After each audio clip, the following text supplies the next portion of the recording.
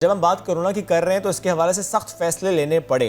एक सख्त फैसला तालीम के मैदान में लेना पड़ा कि हमने फिर से स्कूल का निज़ाम मुअत्तल किया। हमने फिर से वो traditional talk and chalk method से किनारा कशी इख्तियार किया। हम फिर से उस मॉडल की तरफ बढ़ गए जिसमें ऑनलाइन क्लासेस होती हैं, जिसमें जूम पर लोग क्लासेस लेते हैं। कि पहले अगर 4-5 घंटे बच्चा स्कूल जाकर पढ़ता था, अब वो सिर्फ आधा घंटा 1 घंटा ऑनलाइन पढ़ते हैं। ऑनलाइन नहीं पढ़ते, वो चाहे बच्चे हों या चाहे वो बड़े वाले बच्चे हों, यानी यूनिवर्सिटी गोइंग स्टूडेंट्स हों। लेकिन ऐसे में जब हम बात करते हैं कि ये वालिदैन के लिए कितना बड़ा चैलेंज है, और पाकिस्तान ऐसा मुल्क जहाँ पे बहुत से पेरेंट्स ऐसे होते हैं, जहाँ बहुत सी माएँ ऐसी होती हैं जो उस तरह पढ़ी लिखी नहीं होती, क्या वो बच्चों को उस तरह पढ़ा पाएंगी, ये बहुत बड़ा चैलेंज है। तो आज हमने सोचा कि इसी अहम मौजू पर बात करें। हमें ज्वाइन करें कि ऐसी वालिदा कि जिनसे हम बहुत कुछ सीखते हैं, जो इंस्पिरेशन है। शी इज़ एन एक्ट्रेस, और उसके अलावा बच्चों पर बड़ी उनकी खुसूसी तवज्जो रहती है। वो बच्चों के साथ बहुत ज़्यादा इंगेज रखती हैं अपने आप को। ऐसी बहुत सी वीडियोज़ उनकी हमारे सामने आते हैं जिनसे हम भी सीखते हैं। हम कोशिश करते हैं कि अपने बच्चों को भी इंगेज करें ऐसी एक्टिविटीज़ में कि जब वो बच्चे लर्न कर सकें। मैं बात कर रहा हूँ मारूफ अदाकारा सरवत गिलानी की। Sarwat, good morning. Sarwat please ये बताइएगा कि ऑनलाइन क्लासेस और ज़ाहिर बच्चों को इसी के ज़रिए तालीम हासिल करनी है, कितना मुश्किल है आपके हवाले से? आपको क्या लगता है कितना मुश्किल है कि बच्चों की अटेंशन डाइवर्ट भी हो जाती है, बच्चे उस तरह से बैठ के पढ़ते नहीं हैं, मल्टीपल विंडोज़ वाला माहौल होता है कि बच्चा पढ़ते पढ़ते इधर उधर चला जाता है, डिस्ट्रैक्ट हो जाता है। How do you control this?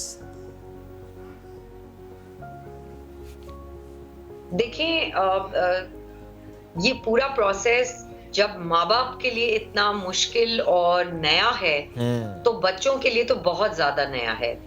तो इट्स वेरी इंपॉर्टेंट कि हम एवरीडे लाइफ में थोड़ी देर बच्चों के साथ बैठे और उनके साथ प्ले टाइम करें या कोई एक्टिविटी करें, ताकि वो यूज टू हो इस बात से कि उन्होंने बैठ के एक जगह एक एक्टिविटी करनी है।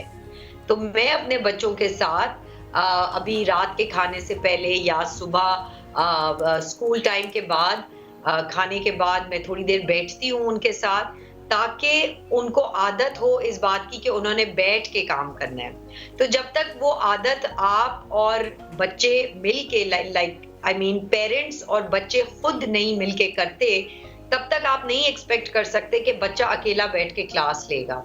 तो इसमें मैं कहूंगी कि माँओं की सबसे ज्यादा मेहनत की जरूरत है कि माँ को बैठ के अपने बच्चे को यूज टू कराना है कि उसने बैठ के एक एक्टिविटी करनी है। सेकेंडली, आई थिंक इनकरेज करने की बहुत जरूरत है। मैं अपने जब बड़े बेटे के साथ बैठती हूँ और मेरा छोटा बेटा है वो मतलब मेरे हस्बैंड के साथ बैठते हैं, तो हम दोनों डिवाइड करते हैं रिस्पॉन्सिबिलिटीज। आई फील कि अगर एक पेरेंट है आपके पास, तो आप फिर भी 2 कमरों में शिफ्ट हो के, और थोड़ा मुश्किल हो जाता है। लेकिन ये है कि अगर आपने बच्चे को इनकरेज करेंगे, अगर आप उनको कोई चीज मोटिवेट करने के लिए कहेंगे कि मैं आपको, अगर आपने बहुत अच्छा काम किया तो मैं आपको 5 स्टार्स दूंगी आज, या मैं आपकी फेवरेट डिश बनाऊंगी खाने में। तो इस तरह करके आपको मोटिवेट करना पड़ता है बच्चों को, because it's a very new way of studying even for the kids. ठीक है, नहीं बच्चों को थोड़ी बहुत रिश्वत देनी पड़ती है कि भाई अगर आप ये काम करेंगे तो हम आपको आपकी पसंद का खाना या आपकी पसंद की कोई चीज़ दिलवाएंगे। अच्छा सरवत, ये बताएं कि हमने देखा कि पहले आप इंस्टाग्राम पे ऑनलाइन आज क्लासेस देती हैं, मैं नज़र आती थी, लेकिन अचानक से सिलसिले में ब्रेक आ गई। ऐसा क्यों हुआ? क्या मसरूफियात बढ़ गई, वक्त नहीं अब आप निकाल पा रही? उसकी वजह ये है कि उस वक्त बिल्कुल ना स्कूल था, ना होमवर्क था, और ना इस तरह की एकेडमिक चीजें नहीं थी। तो जरा प्रेशर कम होता था, सुबह उठना नहीं पड़ता था इतनी जल्दी स्कूल के लिए। तो it was a very easy time for me to do all of that. अभी भी मैं करती हूँ, लेकिन उसके लिए मुझे बहुत एफर्ट करनी पड़ती है। अभी भी हम आर्ट वर्क बना रहे थे, ये मैं आपको बताती हूँ कि हमने आर्ट वर्क बनाया है। मैं डे लाइफ में बच्चों के साथ आर्ट वर्क बनाती रहती हूँ, लेकिन अब उसको कैप्चर करके अपने इंस्टाग्राम पे नहीं लगाती, विच आई थिंक मुझे स्टार्ट करना चाहिए, बिकॉज बहुत अच्छा रिस्पॉन्स था और बहुत माँओं के लिए हेल्प थी। तो आई थिंक मैं करूंगी थोड़े दिनों में फिर बिल्कुल आपको करना चाहिए सरवत, क्योंकि बहुत से लोग फॉलो कर रहे थे उसको, आपके उन वीडियोस का इंतजार करते थे, क्योंकि सबसे अच्छी बात उनकी ये थी कि आप घर से ही चीज़ें निकाल के बताती थी कि इनसे आप क्या बना सकते हैं, बच्चों को क्या सिखा सकते हैं, you don't have to go to the shop. अच्छा Sarwat, you being a mother, अगर आपसे सवाल किया जाता इन हालात को देखते हुए जब कोरोना की सेकेंड वेव है, कि क्या आप बच्चों को स्कूल भेजने पर राज़ी हैं, या क्या आपको भी लगता है कि नहीं, इन हालात में बच्चों को स्कूल नहीं भेजना चाहिए, क्या जवाब होगा आपका? देखिए, मेरा बेटा जो है उसका स्कूल थोड़े अरसे के लिए खुला था, बड़े वाले का। ओके। तो मैंने उसको भेजा था, बिकॉज आई फील के हम वैसे ही पार्क चले जाते हैं, कभी किसी रिश्तेदार Malls के घर चले जाते हैं, तो उन सारी जगहों से सेफ तो स्कूल है। बिल्कुल। और स्कूल में बहुत एसओपीज और सारी प्रोटोकॉल फॉलो की जाती है। तो मैंने भेजा था रोहान को उधर, बट क्योंकि वो सेकेंड वेव की डर से और कोरोना वायरस के डर से दोबारा स्कूल बंद हो गए हैं, तो मैं क्या करती हूँ कि ऑनलाइन क्लासेस के बाद मैं 2 घंटे बैठती हूँ अपने बच्चे को लेकर, और उसके साथ होमवर्क, मतलब जो मैं खुद डिजाइन करूँ होमवर्क, वो बैठ के करती हूँ, ताकि अगर स्कूल खुल भी जाएं या नहीं भी खुले तो एकेडमिकली वो पीछे ना रह जाए।